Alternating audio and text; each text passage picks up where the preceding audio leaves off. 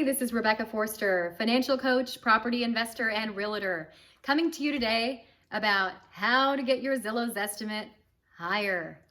So I get questions a lot from my clients who want to sell their home, and they ask, is Zillow accurate? Is the Zestimate really all that my property is worth? And the answer is typically no. How do I come up with that conclusion? Well, first of all, if you scroll down to the bottom of the Zillow page for your property, you'll notice a range. That range can be $50,000, it can be $1 million, depending on the price of your home. So Zillow basically takes data that's been input, and most of the time that data is incomplete. So my job today is to explain to you my trade secrets on how I get my clients to have their Zillow Zestimate property value raised dramatically when I take the listing. So how I do that is several parts. The first part is photography. I take at least 40 photos of the interior and exterior of the home. I then take multiple photos of the community and HOA features, tennis courts, what have you. And all of that is extremely important. Sometimes I'll even do aerial photography. Sometimes it's important, sometimes it's not, depending on the location and the lot. Then I have very descriptive data. Zillow needs a lot of information, so we need to be very content heavy, not adjective heavy.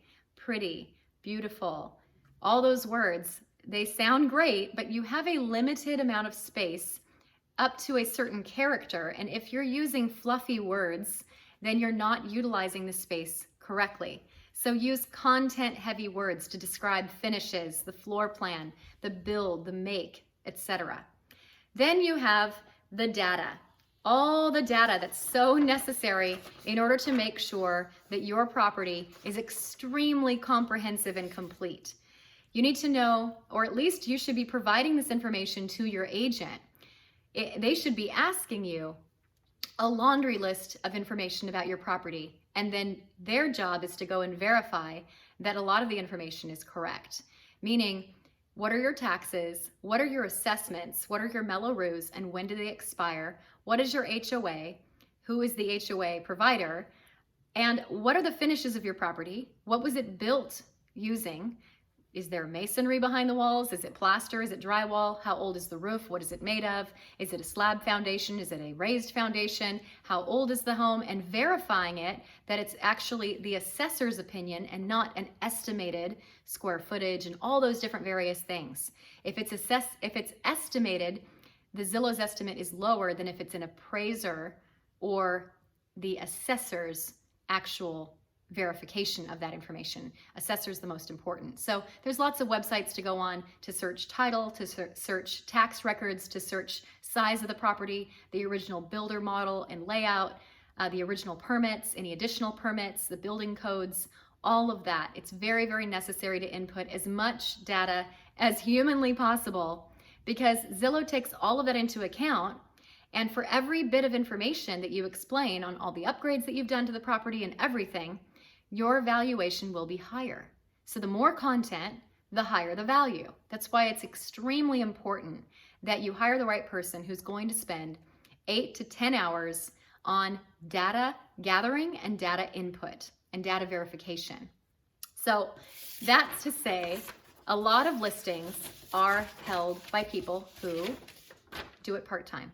Because honestly, don't we all know 15 to 20 real estate agents? Whether they're family members, friends, neighbors, people at church, people at work, people that we work with who have a license on the side. There's so many agents, it's unreal. But would you go to a podiatrist and have surgery on your foot if he told you that he was a math teacher at a high school by day? I think not. This is your largest asset. And as a financial planner, I would get really peeved when I used to not have my license when I was a property investor back in the year 2000. And I would hire people to show me around, buy houses from them, sell houses with them. And they always talked about marketing. They would always say, my broker's the biggest, and we do all this marketing, and we have high glossy flyers, and we put your house in different newspapers, and that's what's gonna sell it. And that's not true. The price is what sells a property. I don't go around looking at properties and go, who has the prettiest flyers? Who has the prettiest pictures? Who has the biggest broker? Who's listing this house? Is it a broker that I like? Is it the biggest broker in town? I couldn't care less as a buyer. I couldn't care in the least about those things.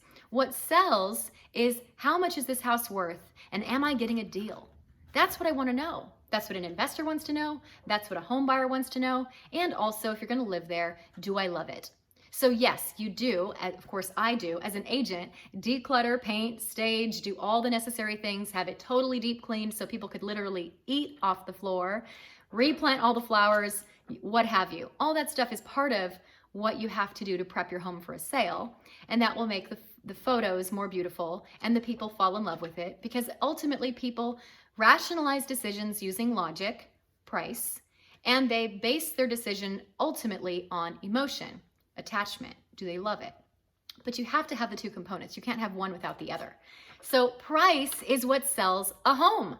Always, always, always, always. So you go to Black Friday and you see people lined up to save $100 off a giant plasma screen TV because it's a deal. You want to make sure that the Zillow Zestimate is always higher than your list price. You want to make it look like your home is Black Friday. It's on sale.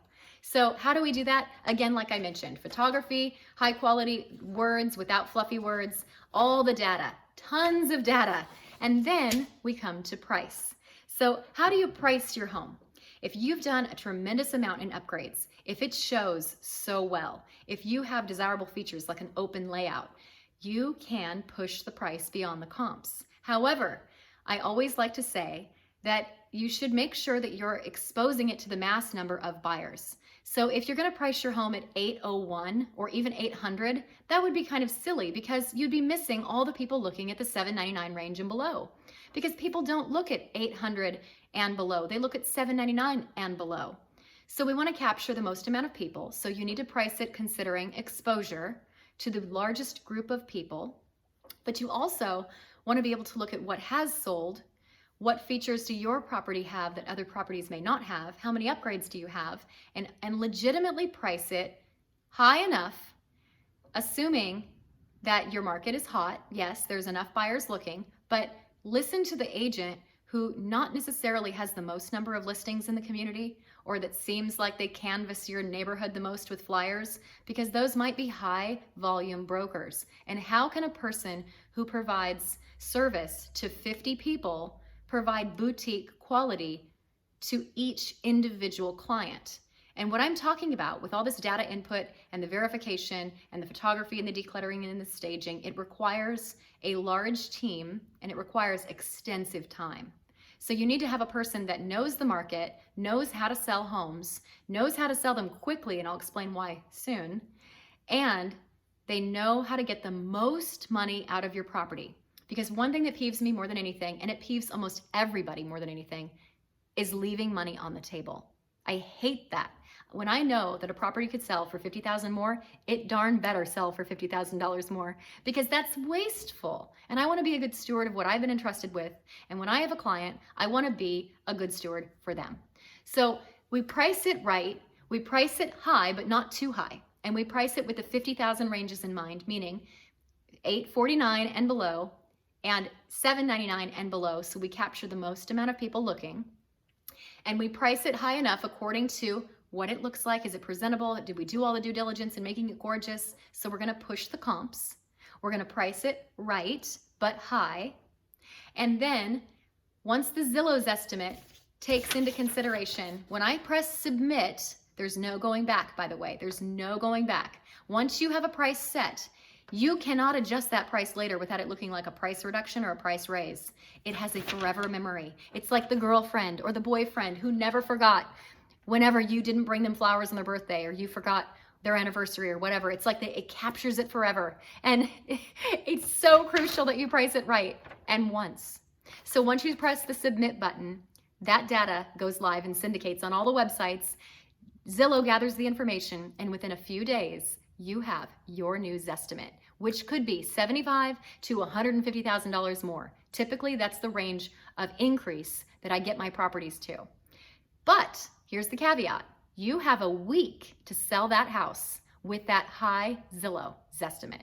Why is that?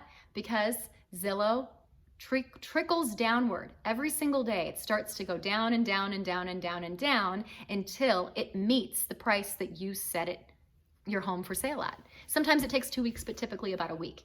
So the first week on market is the most crucial. You then have all these people looking at a price of a property. This one in particular, its Zillow Zestimate was $924. The price of the home was $875. $875 to $924, that's a $50,000 looking discount. Now, would it actually appraise for $924? No, the comps weren't near there. This is the smallest one for sale in the community, and it had a reasonable price. It was in the middle, and it had the most number of people looking because the Zillow Zestimate was a $50,000 difference from what I set it at to what Zillow said it was worth. So it looked like a fire sale. It looked like the best deal in town. So at the open house, there were hundreds of people. We had multiple offers. This happens a lot, and this is why you need to be so critical with time. Timing is everything. So we get all the people to come in with their offers. We start submitting counter offers, and the price goes up and up and up. Now, you have multiple offers to choose from, and everybody feels like, pick me, pick me. So that's what you want. You don't want a house to just sit. And the problem is, what if I had listed this at $900 or even $925? Zillow might have hovered around there and then started going down, down, down, but people know to an extent how much a house is worth. They're not going to look at that Zillow price and then your list price and go, oh, look, they're even. They're also going to look at what else is available in the community. So it needs to be reasonable. It can't be reaching. So any case, this house had multiple offers, over asking, first week on market, and that's typically how I sell my houses, so quickly. And I want you to understand these concepts so that you know how to pick a listing agent, because otherwise you might have somebody that just takes a few photos, sends somebody out, sends an admin to their office to data input who doesn't really know what they're doing, who doesn't have a license, who works minimum wage, who doesn't have the care and the quality and the understanding of why to do what they do, and they're high volume. Or worse, they do it part-time and they barely do a good job. You don't want to leave money on the table. I hope this was valuable for you. I hope you understand a little bit more how Zillow comes up with the algorithms to set the Zestimate. And I hope this puts more money in your pocket so that you can achieve financial freedom.